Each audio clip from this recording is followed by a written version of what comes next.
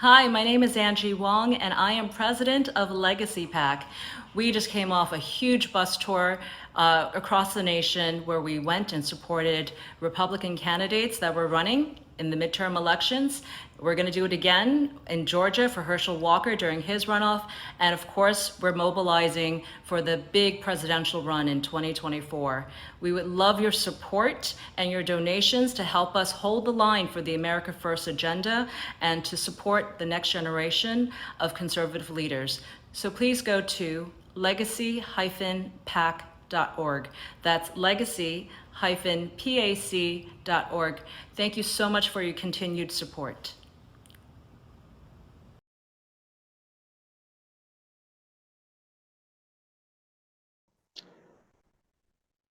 Hi, this is Stan Fitzgerald with Veterans for Trump on our partner channel, The Vet Voice. And I'm here with my friend Michael Alfaro, who's done everything from saving babies in Laos to working with Trump's himself and Trump's Circle. How are you today, Michael? Thank you for having me. Just to let you know too, Stan, as well, I am a veteran. I served in the United States Marine Corps Reserves as a infantry motorman and a heavy artilleryman. And can you tell our viewers a little bit about your background as far as President Trump and your ongoing efforts with your PAC and so forth? Sure. So I started off in like 2015 with President Trump as his security guard. And my first interview was on Rush Limbaugh, of all people. I didn't even know who Rush was. I considered myself at the time still a Democrat. And I was in charge of communicating the information from the campaign to the Secret Service team to exit the protesters from the Black Lives Matter as they made their debut that night in Chicago. And the rally was shut down due to violent protesters. From there, the team recognized how I was able to communicate efficiently with people. And they asked me to be part of the finance team, and I had no idea what political finance was. So I jumped into the fire, and Mike Pence told me and several other colleagues that we're going to be on the finance team for 2024. And long story made short, I ended up raising millions of dollars and became his finance co-chairman from the state of Illinois. And now I opened up my own lobbying company, which we're taking off in growth. And my company is called Capitol Hill and Friends, and we've been very successful. Just recently started my second company with the PAC. It's called Patriot Freedom PAC.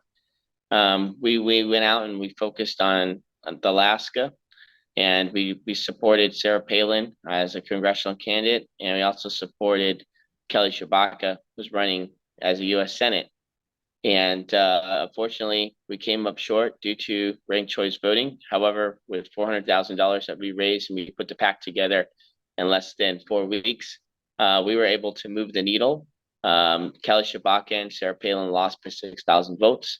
And as the election was called that night, after the ranked choice voting, we lost by 2,000 votes. So we moved the margin 4,000 votes in such a small period of time. We knocked on 50,000 doors, had some creative ideas by helping out with name recognition. We bought 20,000 vote for Kelly Tshibaka lightsabers, swords, and the AP ran it. Every media outlet in the entire state ran it. We hosted a very small rally, which we had about 180 to 200 people show up. Of course, the press said that there was only 60 people there. But we were made fun of even up to Jimmy Kimmel. Jimmy Kimmel, as opening act, made fun of our PAC. So they knew right away when we stepped in, even as our first rodeo at running the PAC. They knew we were a threat, and they called all the leftists to disrupt us and discredit us, and it didn't work because we were able to move the needle. Moving forward, Sarah Palin, myself, the president, Michael Flynn, we're all going to meet this upcoming week. We're going to talk about challenging ranked choice voting in Alaska, because those 3 delegates even if President Trump wins the election, or any Republican wins in Alaska, those 3 delegates will not go to the president. It will go to the Democrats. So we have to challenge ranked choice voting. The people don't want it. The majority of the people voted as their first choice for Kelly Tshibaka.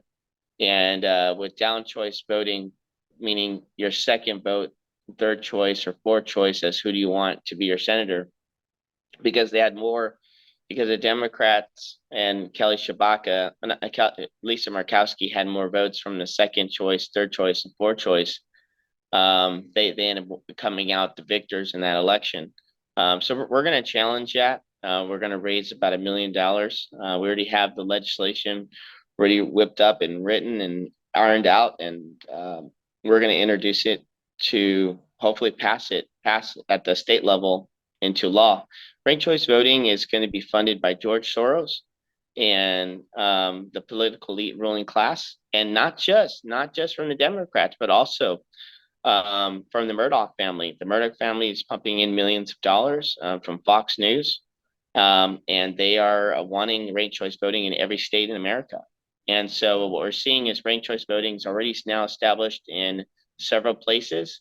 We're seeing it in Nevada. We're seeing it on the ballot in Connecticut. We're seeing it already in Virginia. California, certain counties has it.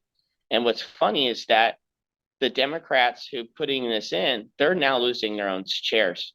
And so a big political upset in the Democrat Party was the mayor of Oakland, who advocated for ranked choice voting, and he got taken out by someone who finished third place. Another Democrat who came in and brought that upset. Her name is Tao. She's an immigrant from Laos. She's a Hmong immigrant, and she's actually a refugee, but she came out there and totally said the Democratic Party is broken. Look at the crime, look at everything that's happening to our homeless population, and that's the only 2 issues that she campaigned on. She ended up finishing as a first choice numbers in second place, but since she had more second place and third choice votes, she was able to beat the incumbent who put in ranked choice voting. So I'm hoping that even Democrats will start not liking what their own medicine and what they push out. But ranked choice voting is terrible, and I know I'm kind of going off tangent here. And the reason why it's terrible is because politicians will not fight from a position of loyalty and from a position of value. They're only going to vote what's going to keep them in power. So if the media directs a narrative to, be pro, Green New Deal, to drill overseas, to continue to funnel money into endless wars without accountability, and if the general public were not politically inclined as much as the rest of us or the viewers on the show, and they start shifting towards that legislation because the lobbyists and the political elite ruling classes and media elites, they're all pushing that agenda. And guess what? That politician's going to vote yes or no in favor for that idea, just because if he doesn't, they'll lose instantly in ranked choice voting. So we're not going to be a republic that's going to come from a position of values, but of a position of you're voting for someone who can close deals and who can compromise. And the left will say this is the great thing, because we're no longer going to have extremism from the right or the left. We're going to have right in the middle. But this is the exact opposite.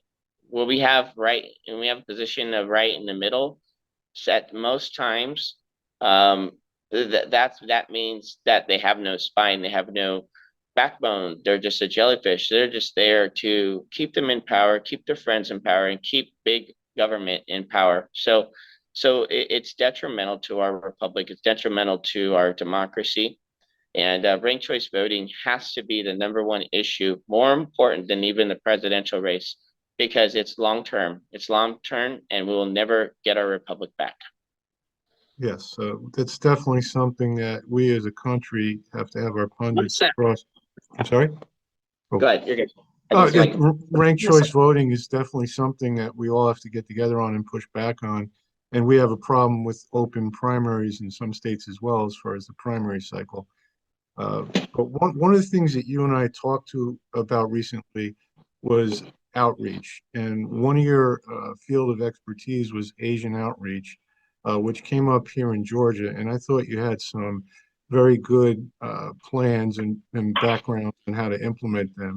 And I was hoping you could explain to our viewers a little bit about your outreach plans. Yeah. Sorry, I'm just trying to get this That's okay. stabilized. I can't that phone because the laptop keeps speaking. So yes, that the Asian outreach. I myself I'm very involved in the Asian community, both home and abroad. As a lobbyist, I do lobby for American business owners in Southeast Asia, in Vietnam, Cambodia, Laos, Korea, Taiwan, and my main focus is to kick out the CCP so that way they can keep their sovereignty. China is not going to continue to infiltrate and dominate, Taiwan Island, dominate, the South China Sea. So I go back and forth to Taiwan and most of these Asian countries at least 2, 3, 4 times a year, depending on the project. Getting ready to head back to Vietnam and also in Vietnam and Thailand for within the next 2 months, to working on some trade issues and helping the Democrats find their spine to make sure that the CCP is out of the region. But and not just on a professional side, but on the humanitarian side, I've built hospitals, I've built schools, I've been involved with human trafficking missions, working with NGOs, working with the World Health Organization, also with the UN, and saving people's lives in natural disasters, flood relief, um, humanitarian rescue. So I have my foot in the community, and also in the Buddhist community as well. During the president's when the president was in the White House, President Trump, during Lunar New Year, which is we call like Asian New Year, we would bring all the Asian leaders that are pro Trump, and we would bring them to the White House and acknowledge them for being tough on China, tough on the CCP, and we really truly embraced it. But here's the thing: the number one demographic voting vote is the Asian American vote. It's the fastest growing registered and turnout to vote than any other minority group. Each year, it's increasing by 30%. And so we predict at the RNC that in the next 10 years, not 20 years, 10 years, the Asian American vote will be the most powerful vote, even more than the Latino vote and even the Black vote. Because even though they're smaller in number, more Asian Americans are participating in our elections than ever before. And it's increasing, like I said, each and every single year. What was fascinating about President Trump, and it was the first time where we saw the Chinese American vote not only increase, but for the first time ever, we saw the American Vietnamese vote pass up the Asian Chinese American vote. And not only by vote, but also in large numbers of donations. I was part of the team that, and myself and John Pence, Mike Pence's nephew, we were able to drive in at times $1 to $2 million a week alone just from the American Vietnamese community, because their concerns about China being a bully in Vietnam, it resonated. Every time President Trump spoke about those issues, it resonated. And so we were to drive in millions of dollars within days. Not just like planning, it was just within days. Whenever President Trump would come close to these Asian American communities. And we not only just go there to get money, but we're also there to embrace and help the community. When the riots happen and Black Lives Matter, moved in and demolished the businesses. They targeted a lot of the Asian American businesses, the jewelry, the gold shops, um, the pawn shops that they own.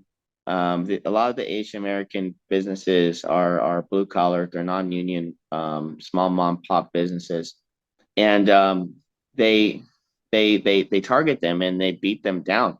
And there was a story I was working on with the pregnant lady in Philadelphia.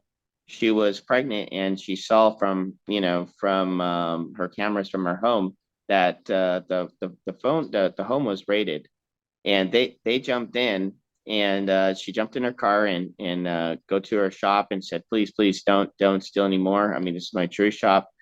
um, yeah, well, prosecuting you guys, just trying to plead for these guys. And what did they do? They pushed her down in the street and they kicked her in the back while she was pregnant. She was due the next day.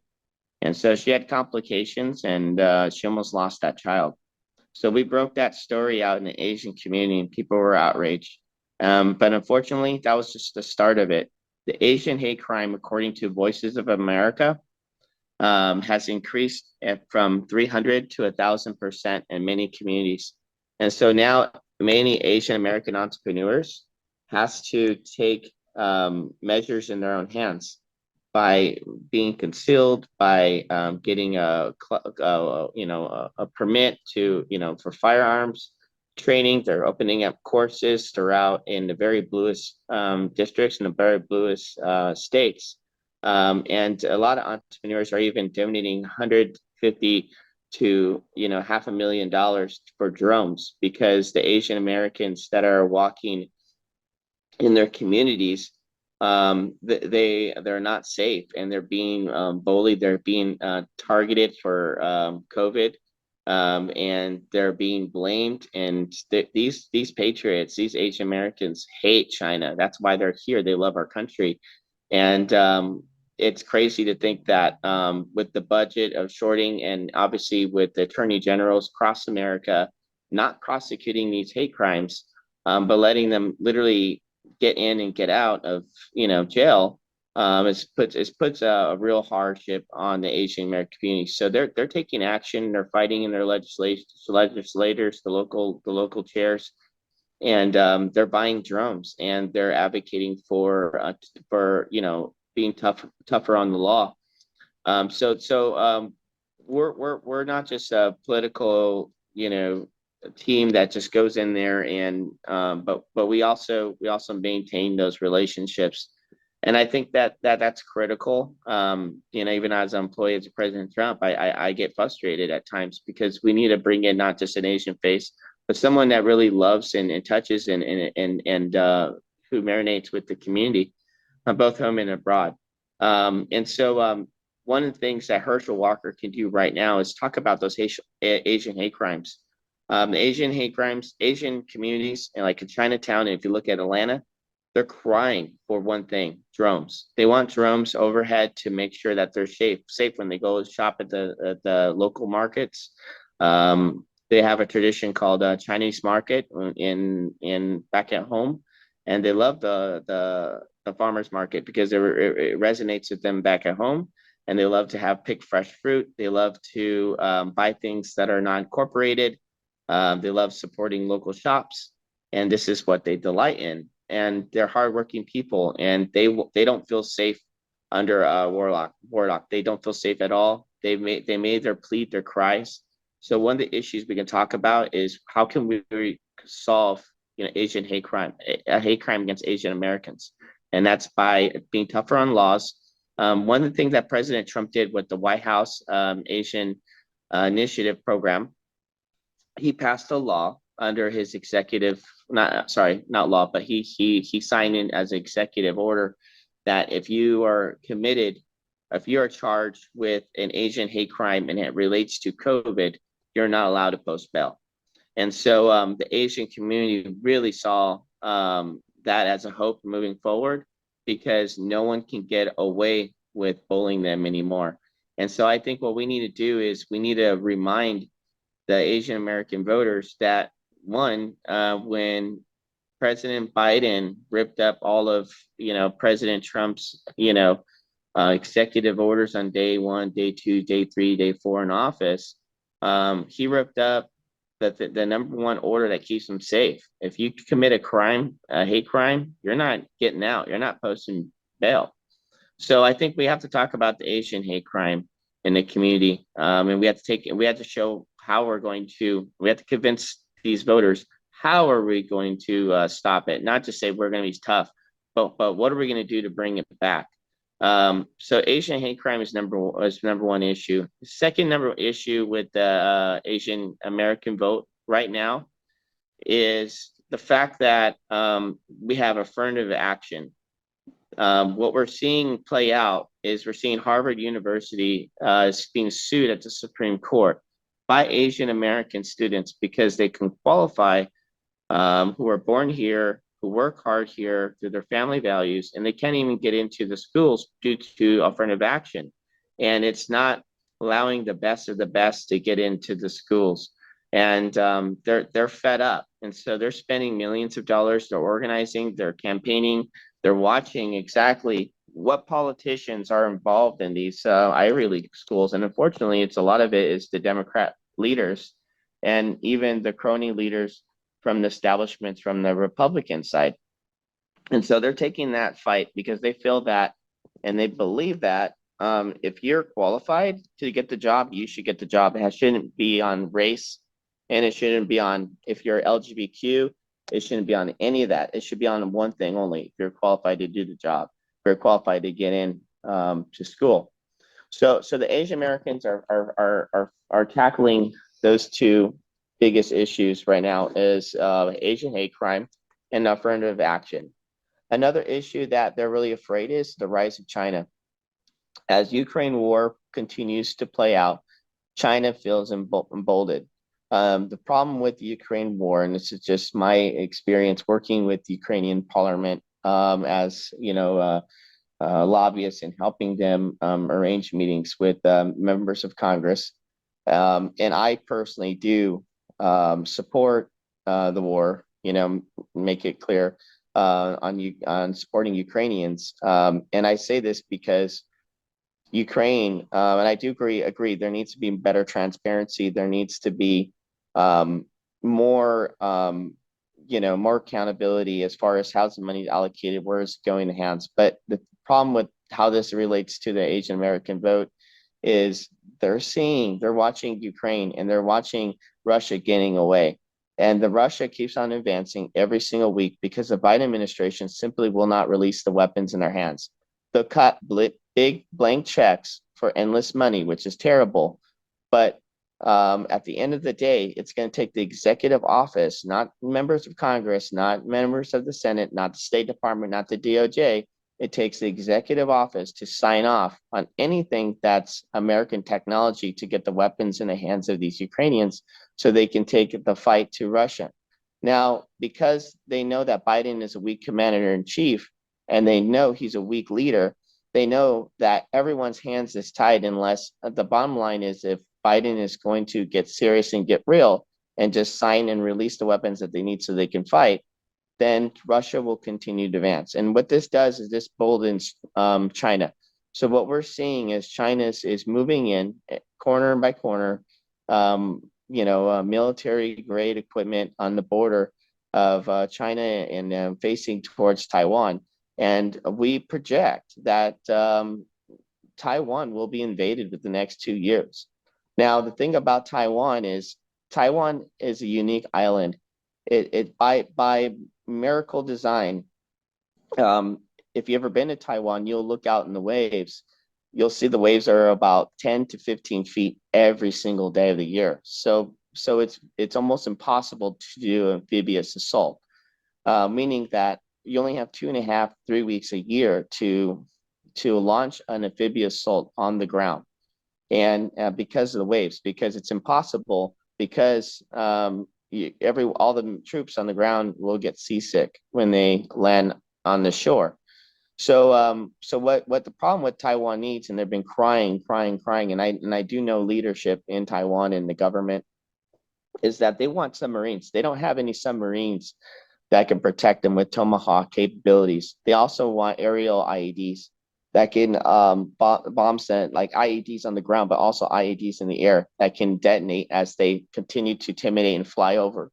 If they don't get those two things, then Taiwan is very vulnerable to be taken over quickly, without even a fight. And unlike, what I tell a lot of Taiwanese people is, unlike everyone else, Taiwan has nowhere to go. It's an island. It's not like we can't just bring in aid. We can't just drop aid. We can't drop, supporting, elements. We can't give them ammo. We can't give them anything because it's going to be dominated by China very quickly.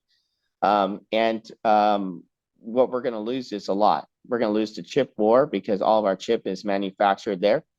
And it's going to be detrimental to our economy without having Taiwan as our ally in the region, which is very scary. But elections play out results, and the world's watching us. And as you know, Dr. Oz lost in Pennsylvania, and that was detrimental. It was detrimental not only for Americans, our American politics, but also it was for Taiwan as well.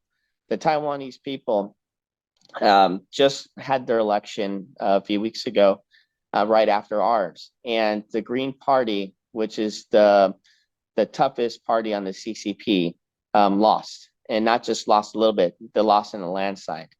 And so the new party that took over is already bending over and caving to China because they're begging for no war, they're begging for no invasion, which is upsetting the American Taiwanese people here at home. And there's a movement here in California and even in Taiwan to start a new party. It's called the Taiwanese Republic Party. And the Republic Party is going to stand the ground to fight back against China and keep their democracy, keep the republic. And so there's a new party that's involved because the Green Party has been beaten up and lost. And people are afraid. People are afraid that with our commander in chief not standing up in Ukraine and literally doing what he said he's going to do, release the weapons into their hands.